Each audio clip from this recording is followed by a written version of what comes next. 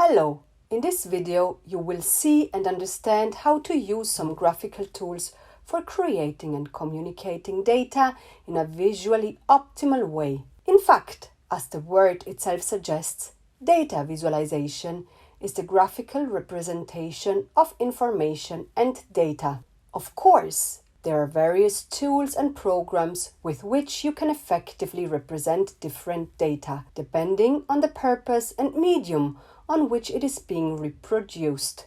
For example, printed material, a website, or a video.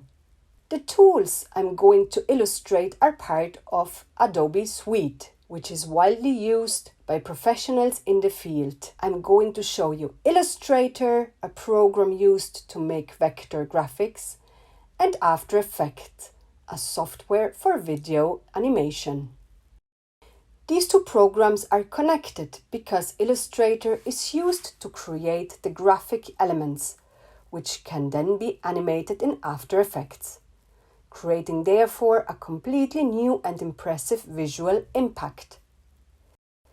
Let's look at some examples of the application of the two tools for data visualization: the pie chart, process and relationship, line graphic, and bar graphic. These are just a few examples of how graphics can be put at service of data visualization. The beauty of these programs is that they talk to each other, and more importantly, they have been designed with the ability to collect data directly from spreadsheets. Let's look at a practical example. Let's take the last graph, bar graphic, as a reference. The animation of the graph is only the end result. There are fundamental steps to be considered. First of all, the data itself. The whole process starts with an Excel sheet. Data collection is done through complex studies and surveys, and the best tool to collect the results is definitely the spreadsheet.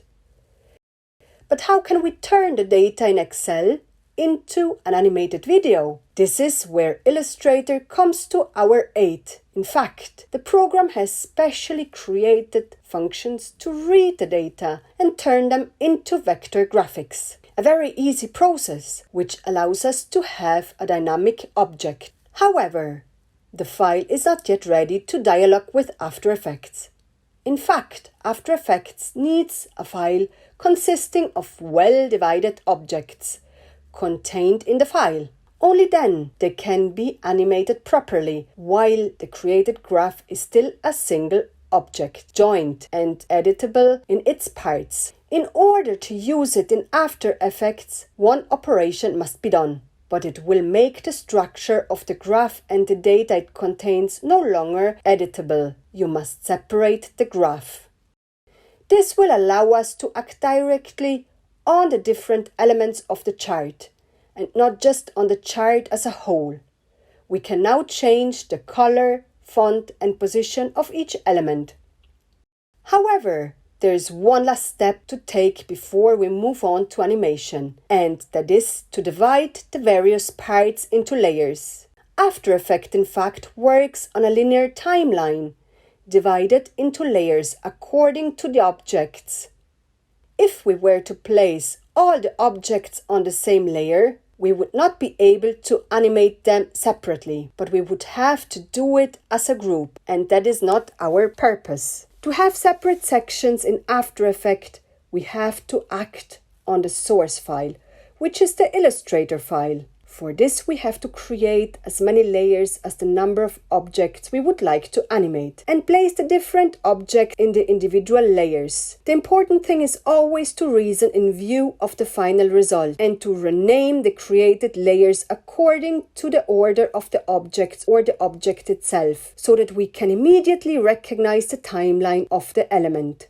Once you have the file ready in Illustrator, you only need to import it into After Effects to work with it. When you import it, you have to select Composition. Once the file is imported, you can edit the various elements and animate them as needed to be able to create the final result. This video shows the final result.